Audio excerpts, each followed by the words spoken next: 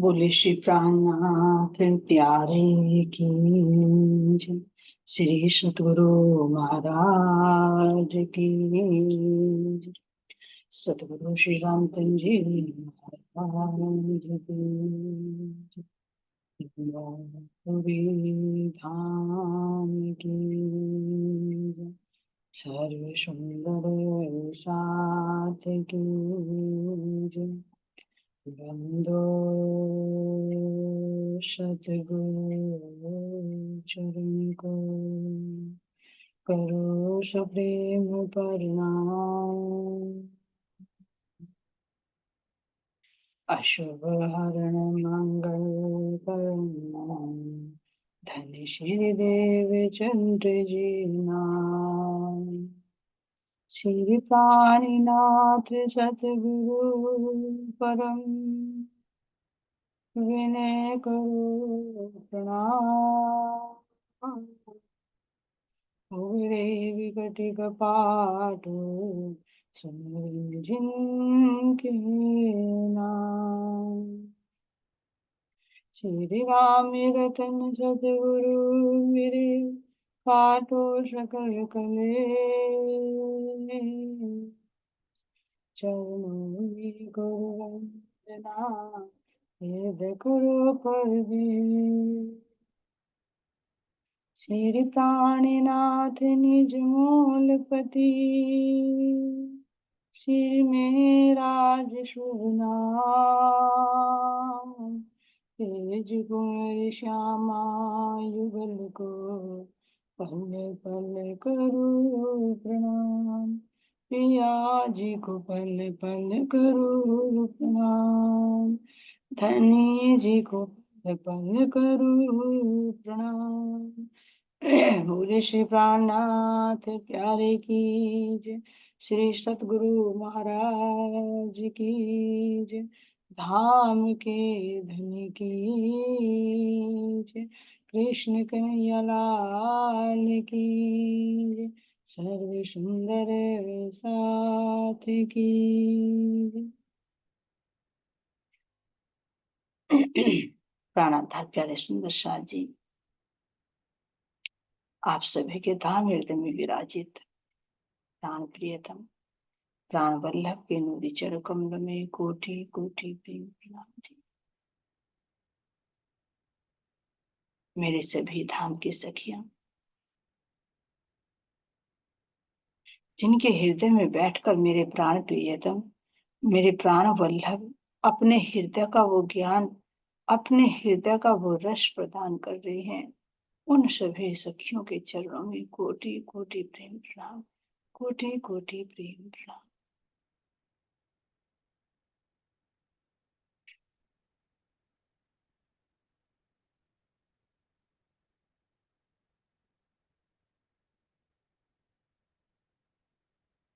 अब मैं अपने सतगुरु के चरणों में प्रणाम करते हुए, अपने चंपक बाई के नूरी चरण कमलों में प्रणाम करते हुए, सतगुरु श्री रामचंद्र जी महाराज जो मेरे चुत की सिरदार सखी श्री रतन बाई जी, आपके चरणों में जितनी बार नमन करो उतना करो।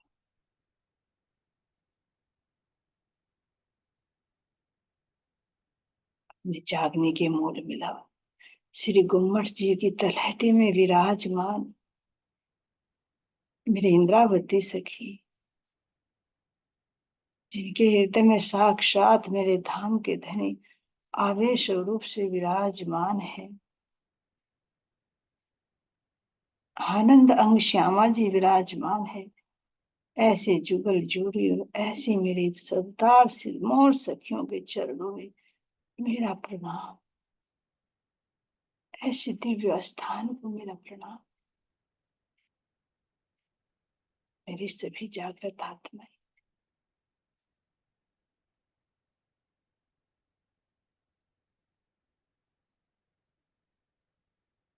मेरी अमलावती सखी, मेरी रतनबाई सखी, मेरी पुष्पावती सखी, आपके सबके चरणों में मेरा कोटि कोटि प्रेम प्रणाम। अब मैं आपसे यही अर्जी है मेरे धाम के धनी कि हम आत्माओं के ऊपर पड़े हुए इस आवरण को उठा दीजिए, ताकि हम भी अपनी इन जागृत आत्माओं के संग होकर अपने धाम के वे अखंड सुख प्राप्त कर सके। ज्ञान दृष्टि से ऊपर उठाकर वो प्रेम का अंकुर हृदय में प्रस्फुटित कीजिए, जो मेरा अखंड प्रेम है।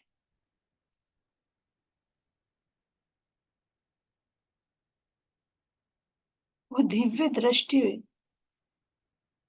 जो मेरी आत्मा की, उसे खोल दीजिए, ताकि मैं अपने धाम के वे सुंदर नूरी नजारे देख सकूं।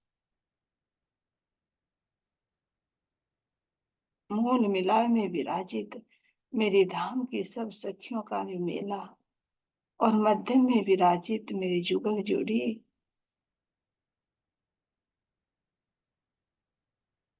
मैं आपको प्रेम भरी दृष्टि से निहार सकूं। वह नूरी नजारे प्रदान कीजिए।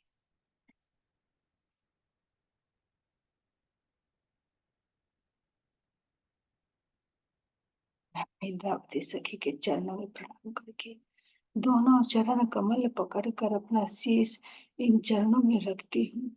तो मेरे प्राण प्रियतम, मेरे प्राण वल्लभ अपनी प्रेम भरी दृष्टि मेरे ऊपर डालते हैं, और अपने नूरी कोमल हस्त कमलों को उठाकर जब मेरे शीश कमल पर रखा, मेरे अंदर वो नूर ही नूर समाहित हो रहा।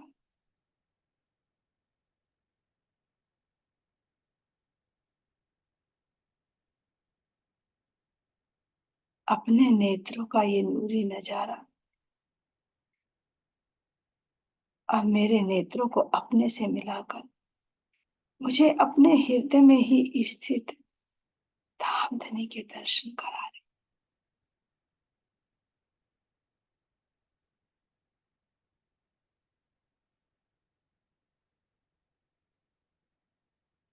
और अपने हृदय के दर्शन कराते कराते पूरे ब्रह्म धाम के दर्शन अब मुझे करा रही। कह रही, देखो सखी, अपने धाम को देखो। इस क्षर और अक्षर से परे तुम्हारा अक्षरातीत धाम है।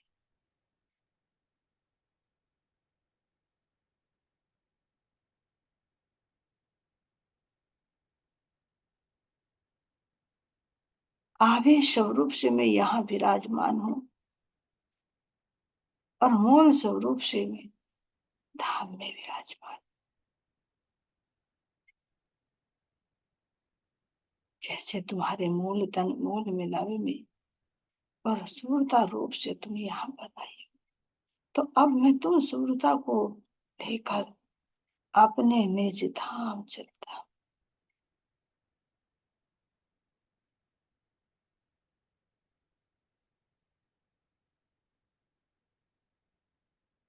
अब मैं अपने सतगुरु के संग, अपनी इंद्रावती जी के संग संग इस पिंड से ऊपर निकलकर, इस ब्रह्मांड से ऊपर उठकर अपने सतगुरु के संग संग में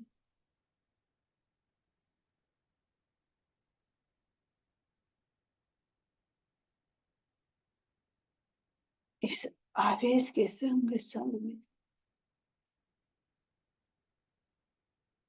14 लोग ब्रह्मांडों को पार कर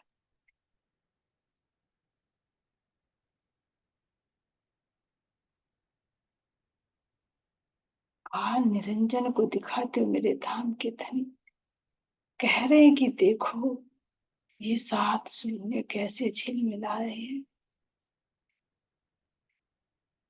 जिनसे 7 रंग, जिनसे ये संसार झिलमिलाता है।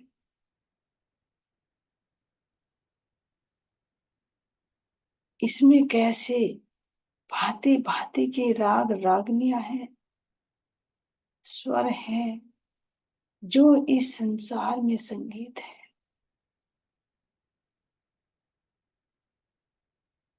अष्टकाल पुरुष को देखो, जिसके अधीन ये 14 लोग भगवान है, जो बनाता है और फिर अपने में लय कर लेता है।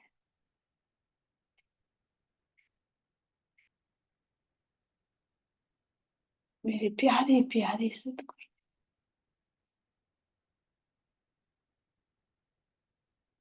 मुझे दिखा रहे हैं, हे रूह, हे मेरी प्यारी अंगना, देखो तुम इसे देखने के लिए आई थी।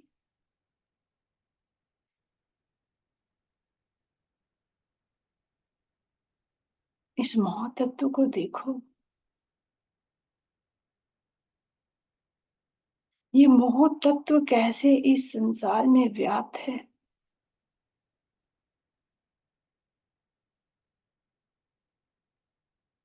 जड़ चेतन हर एक वस्तु के अंदर ये मोह तत्व विस्तृत है।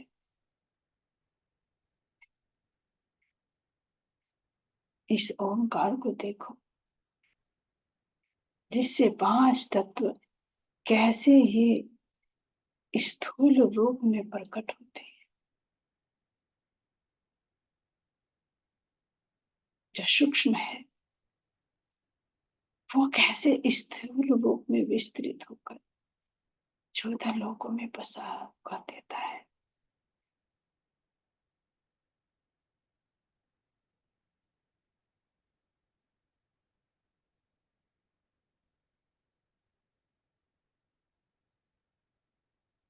ऊपर उठकर देखिए, इस काल से ऊपर उठकर देखिए, 7 शून्य से ऊपर उठकर देखिए, कैसे झिलमिलाता हुआ सुंदर नूरी वैकुंठ धाम दृष्टिगोचर हो रहा है।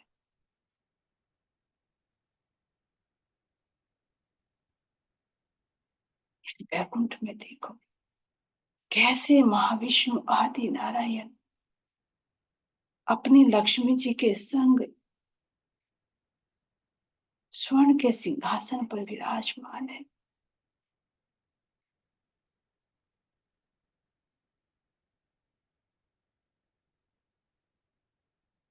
यहाँ पर जय और विजय इनके सुंदर द्वारपाल हैं।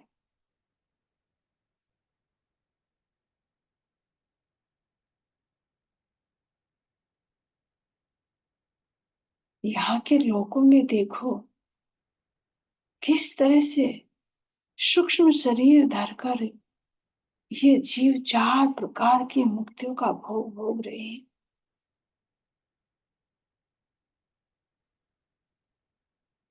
बेहद विस्तार वाला है ये वैकुंठ। सब कुछ सूक्ष्म रूप से दिव्यता लिए हुए, कण कण में यहाँ पर भी एक प्रकाश दीप्यमान हो रहा है। यहाँ कुछ कर्म नहीं किया जा रहा, केवल सुखों का उपभोग किया जा रहा है।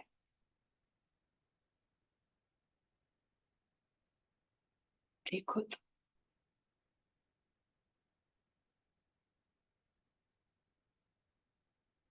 कुछ को तो देखो, विष्णु भगवान के रूप में ही अनेक विष्णु भगवान यहाँ पर दृष्टिगोचर हो रहे हैं, जो नारायण की भांति नजर आ रही है। क्यों? क्योंकि उन्हें सारूप्य मुक्ति मिली है, सायुज्य मुक्ति मिली है, जो इनके हृदय में ही समाकर एक रूप हो रहे हैं, वही सुख उपभोग कर रहे हैं।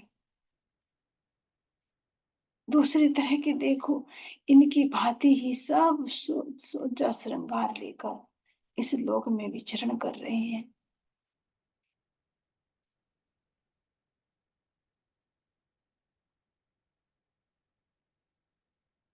और कि इस लोक में निवास कर रहे हैं, और वो भी भांति भांति के रूप धरकर।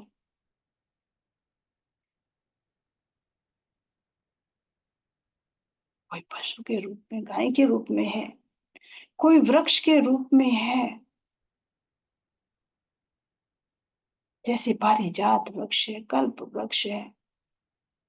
कोई वृक्ष के रूप में जीवात्माएं हैं, कोई पशु पक्षियों के रूप में है, लेकिन है इनके लोक में ही, और कुछ मनुष्य के ही रूप में। लेकिन बहुत सूक्ष्म शरीर है, ये नूरी स्वरूप है।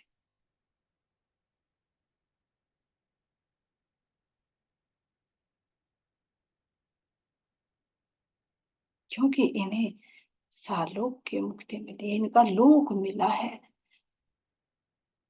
शरीर चाहे किसी भी भांति का मिला हो,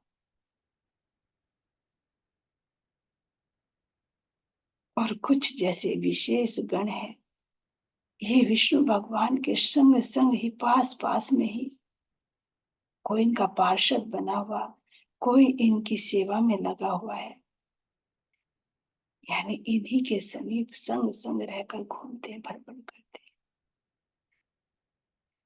ऐसे इस वैकुंठ लोक को देखिए, जहां पर जीव आवागमन से मुक्त होकर इस मुक्ति का उपभोग कर रहे हैं। लेकिन ये कैसा है? क्षणिक है।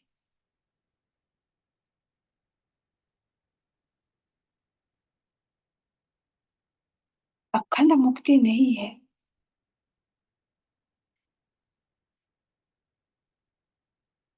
जब तक दूसरा ब्रह्मांड नहीं बनता, तब तक यहाँ पर अखंड इन सुखों का उपभोग कर रहे हैं।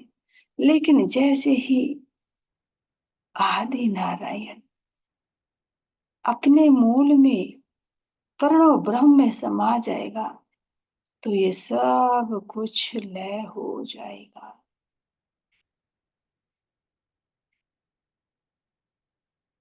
केवल जो सायुज्य मुक्ति जिसको प्राप्त हुई, जो विष्णु भगवान से भक्ति कर करके एक रूप हो गए, उनके हृदय में समाहित हो गए, वो ही केवल इस महाशून्य को, परम आकाश को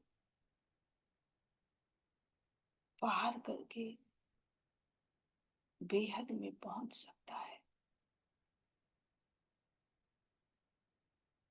इस वैकुंठ से ऊपर इस महाशून्य को देखिए, जिसको परम आकाश का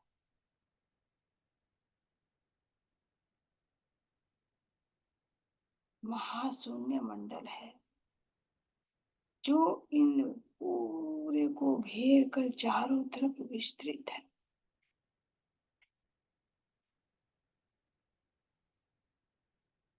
जिसमें पढ़ पढ़ कर सब यही कह रहे हैं कि यही परमात्मा है, ये निराकार है, यही परमात्मा है। लेकिन श्रुतियां कह रही है कि नेति नेति, यह नहीं है, यह नहीं है।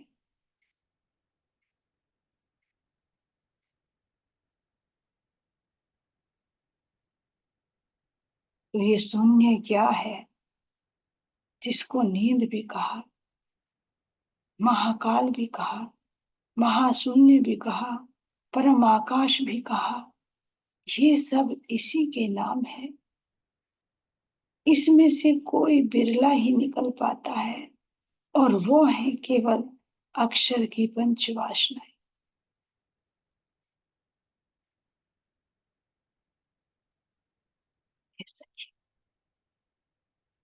देखो, ये ऐसा संसार है जो अक्षर भगवान को थोड़ी सी हल्की सी नींद आती है,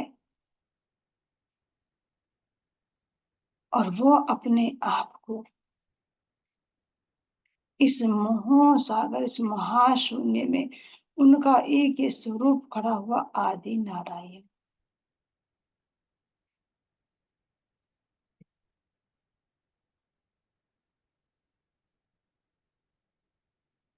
का एक स्वरूप खड़ा होता है। यही मोह सागर है,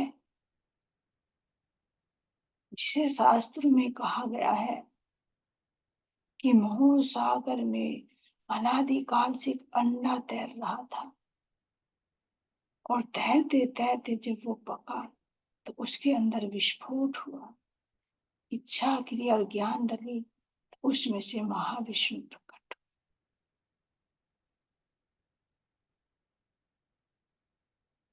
ये वही स्थान है, ये अक्षर ब्रह्म की नींद रूपी सौपन में, जिसको मोह जल कहा, इनमें अक्षर की इच्छा रूपी ये अंडा तैर रहा है।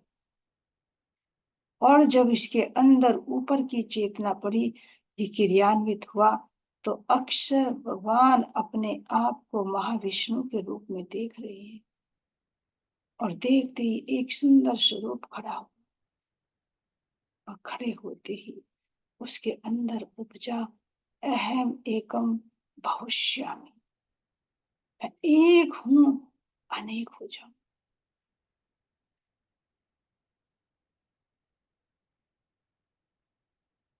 ऐसा विचार करते ही उसके चारों अंतःकरण विस्तृत हो रहे हैं,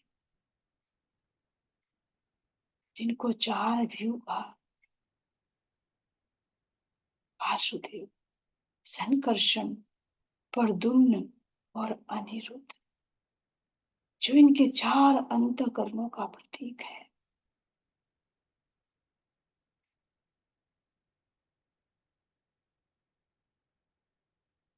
इन्हीं के अंदर से तीन गुण प्रकट हुए, जो तीन गुणों के अधिपति ब्रह्मा विष्णु और महेश बनकर तैयार हुए।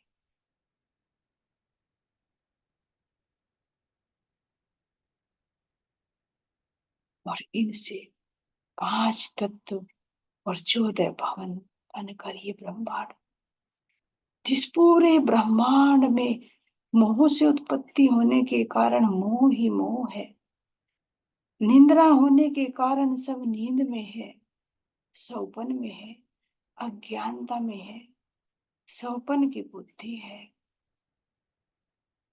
और यहाँ पर जीव इन 14 लोक ब्रह्मांडों में से इस मृत्यु लोक पर भांति भांति के कर्म करता है। अच्छे कर्मों का फल देखो, ये ऊपर के 6 लोकों में प्राप्त करता है, और बुरे कर्मों का फल ये नीचे के 7 लोकों में उसका अनुभव करता है, और आवागमन के चक्कर में फंसा रहता है। अच्छे कर्म करके मुक्ति भी पाता है, सतलोक में भी आ जाता है, कभी काल निरंजन को भगवान बनाता है, कभी 7 शून्य को भगवान बनाता है, कभी वैकुंठ की प्राप्ति करता है, तो कभी ओम तक ही अपनी गति को समझकर यहीं पर भ्रमित होकर परमात्मा मान रहे हैं। लेकिन परमात्मा तो इस नश्वर ब्रह्मांड से अलग है। ये मेरी रूहो देखो, मेरे सतगुरु मुझे ये सब दिखा रहे हैं, और दिखाकर कह रहे हैं, देख देख, तू इस ब्रह्मांड की नहीं है, तू तो केवल दृष्टा है, तुझे दिखाने के लिए तो मैंने ये ब्रह्मांड बनाया है। इसमें देखो तुम जीव कैसे भव सागर में गोते खा रहा है, ऐसा ही तुम्हारा जीव भी ये इस अज्ञानता में भटक रहा था।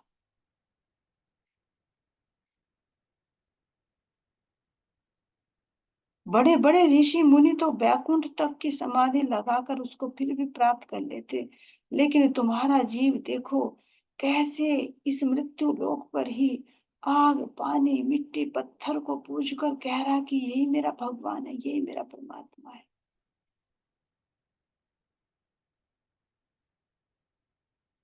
देखो अपने जीव को कैसे 4 व्यक्तियों के परिवार में जुड़कर कह रहा कि बस ये मेरा संसार है, कैसे मुट्ठी भर थोड़े से धन को लेकर, थोड़े से रूप को लेकर कैसे तुम्हारे जीव अहंकार में फूलकर कुप्पा बन जाता है।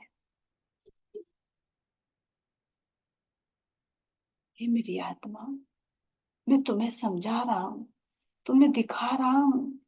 तुम जब बल लगाओ और अपने इस जीव को भी अपने साथ लेकर उड़ जाओ। इस शून्य निराकार से पार करा दो इसको भी, ताकि ये तुझे भी धन्य धन्य कहे कि हाँ, कोई परम धाम की रूह आई थी ये, और जिसके कारण आज मैं इस अखंड बहिष्ठ में हूँ।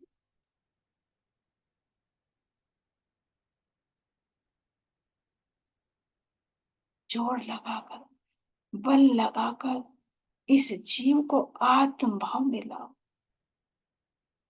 इसको निद्रा से जगाकर ये तारतम वाणी का ज्ञान सुनाओ। इसके बल लगाकर इसकी रहनी को बदलो। जो ये इंद्रियों के विषय में लगकर बाह्यमुखी हो रहा है, अधोमुखी हो रहा है, इसके अंदर ज्ञान का प्रकाश डालकर इसे प्रेम की सुगंधि दो। मेरा कार्य तुझे जागृत करना है, लेकिन तेरा कार्य है इस जीव को बल लगाकर।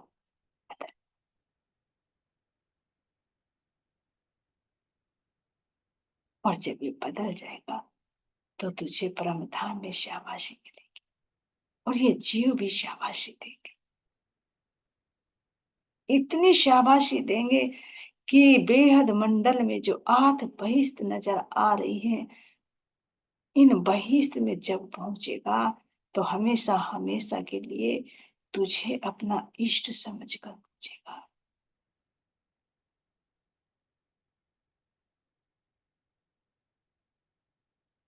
क्योंकि ये बेहद मंडल, इसको देखिए, ध्यान से देखिए, निद्रा को त्याग कर देखिए। इस महाशून्य से ऊपर, महाविष्णु से ऊपर कैसा सुंदर झिल मिलाते हुआ नूरी नूरी तत्व से बनी हुई बेहद मंडल है। जिस बेहद मंडल के मुख्य द्वार पर देखिए कैसे गायत्री और ज्योति स्वरूप का छिल मिलाता हुआ 1 लाख योजन का सुंदर नूरी हीरे का महल है, जिसका वर्णन सुखदेव मुनि जी ने भागवत में किया है।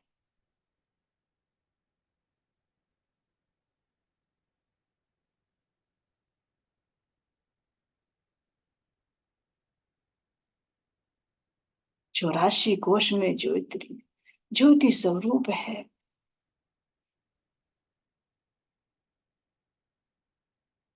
और 16 कोश में गायत्री का स्थान है। जहां पर ये 5 वेद जो है ना, सब कुछ 5 तत्व, 5 वेद, सब एक नूर में स्वरूप में विराजमान है, जिनको वेद ऋचाएं कहा, क्योंकि यहाँ पर कोई जड़ नहीं है। असत, जड़ और दुख इस क्षर ब्रह्मांड में है, जो पाताल से लेकर बैकुंठ तक है। लेकिन यहाँ से चेतन भूमि शुरू हो रही है। नूर तत्व है, हर वस्तु में नूर ही नूर है, और यहाँ पर सत, चिद और आनंद है। सत्य है हर वस्तु, चेतन है हर वस्तु, आनंद से ओत प्रोत है हर वस्तु। इस हीरे के महल को देखिए, चाहे यहाँ पर पेड़ है, पौधे हैं, पशु हैं, पक्षी हैं, जितने भी हैं, ये सब कुछ क्या है? चेतन है।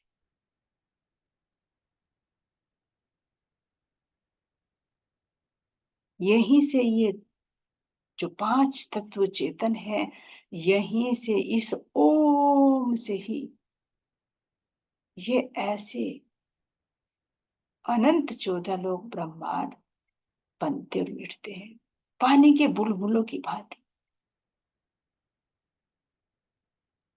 ऐसे प्रकट होते हैं, जैसे कि इस महाशून्य के अंदर, जैसे कि वायुमंडल में धूल के कण उड़ते रहते हैं, ऐसे अनंत ब्रह्मांड, अनंत महाविष्णु को लिए हुए, अनंत ब्रह्मा विष्णु महेश को लिए हुए, अनंत देवी देवताओं को लिए हुए, ऐसे धूल के कणों की भांति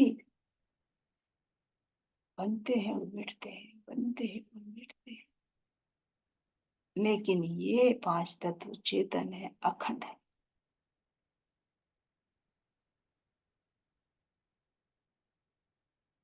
और यहीं से निर्धारण होता है कि ज्योति स्वरूप निर्धारित करती है किस ब्रह्मांड में मुझे कितने जीवों को भेजना है, फिर उनको कैसे चलायमान करना है।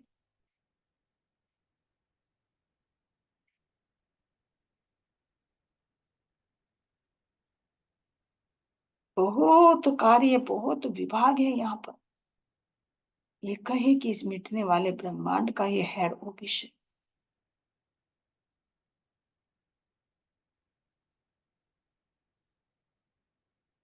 देखो सखी, तुम्हें दिखा रहे इसमें रहना नहीं, इसकी इच्छा नहीं करना, क्योंकि तुम्हारा धाम तो इससे भी आगे है।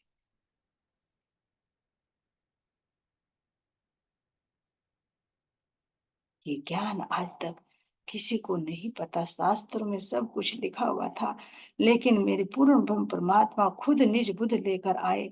जिस निज बुद्धि के प्रकाश से, जिस जागृति बुद्धि के प्रकाश से इसको हम देख पा रहे हैं।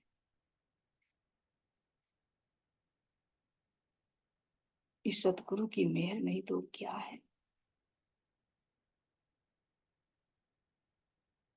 इसके द्वार पर ही देखिए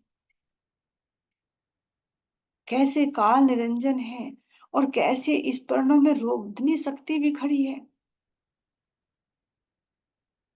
जो रोधनी शक्ति अनाधिकारी जीवों को ऊपर जाने ही नहीं देती। बेहद के द्वार पर कैसे पहरेदारी कर रही है। लेकिन जब इसके सामने पूर्ण ब्रह्म परमात्मा साक्षात सतगुरु के रूप में अपना निज ज्ञान लेकर, अपना तारतम ज्ञान लेकर खड़े हैं, और उसको पता लग रहा है कि अरे, इनके हृदय में तो प्रेम है, इनके हृदय में तो पूर्ण प्रकाश है, तो वो रोक ही नहीं सकती। जो हद मंडल के जीव हैं, केवल ये उनको रोकती है। और जिनके हृदय में प्रेम है, प्रेम भक्ति करते हैं, वो ही इस बेहद मंडल में प्रवेश कर सकते हैं। इस रोधनी शक्ति ने ही,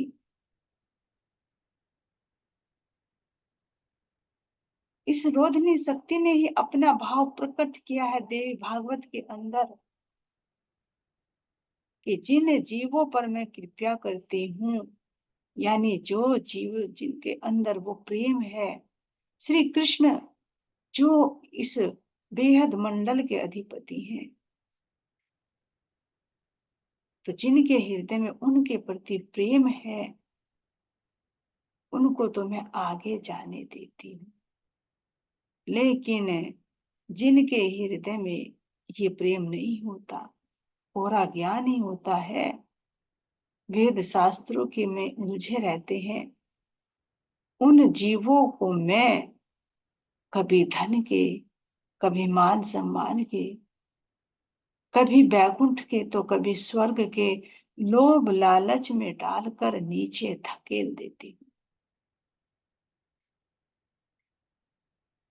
श्रम देवी भागवत में अपने मुख से वर्णन किया ये रोधनी शक्ति, जो 15 दिन साकार और 15 दिन निराकार रहती है। देखो इस रोधनी शक्ति का भाव।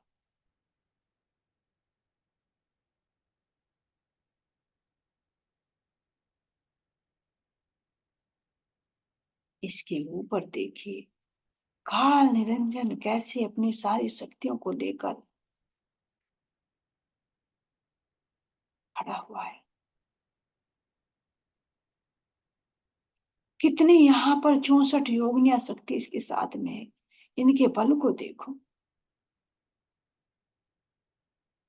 कैसे तीन तीन शक्तियों से आध्यात्म, अधिदेव और अधिभूत अपने तीन तीन चीजों को लेकर खड़ा हुआ है। जहां पर 10 महाविद्याएं हैं, जिनकी लोग साधनाएं कर करके इस काल निरंजन को ही परमात्मा मानते हैं कि काल ही भगवान है, काल ही सबको खाता है, काल ही सबको बनाता है। लेकिन ये काल भी परमात्मा के आगे नतमस्तक है।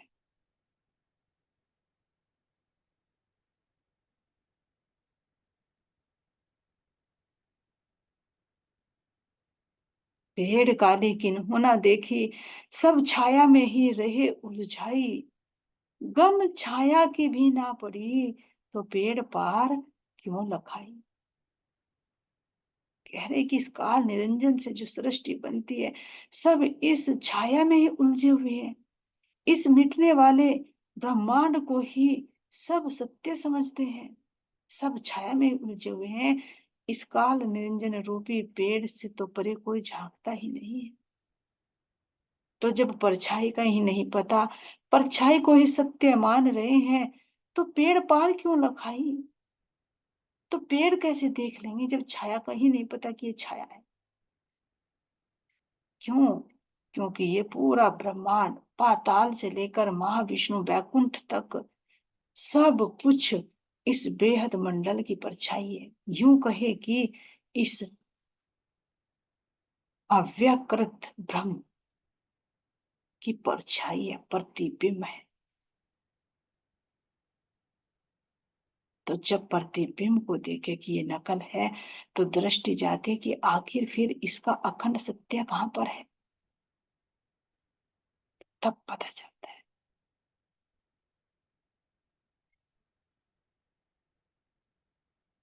इससे ऊपर यही 7 स्वर 7 रंग, जहां पर ज्ञानियों की मुक्ति स्थल है।